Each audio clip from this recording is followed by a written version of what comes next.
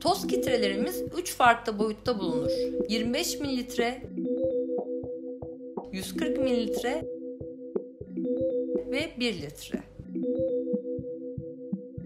1 litre ılık su içerisine 5 gram yani yaklaşık 3 çay kaşığı kitre eklenir.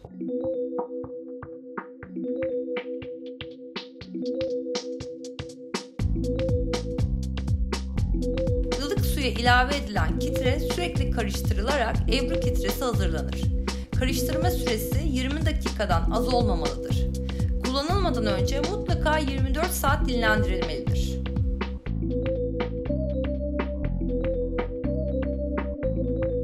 Toz kitre ile ebru yapımı ise diğer kitrelerden farksızdır.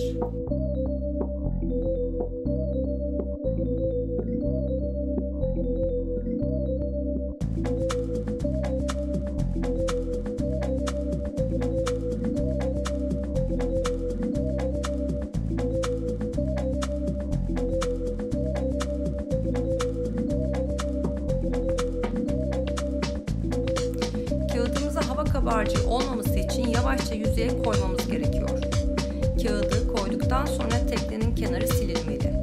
Kağıdı rahat alabilmek için diz yardımıyla bir ucundan kaldırıyoruz ve kağıdı çekerken fazla kitreyi teknenin sildiğimiz kenarına sıyırarak çekiyoruz.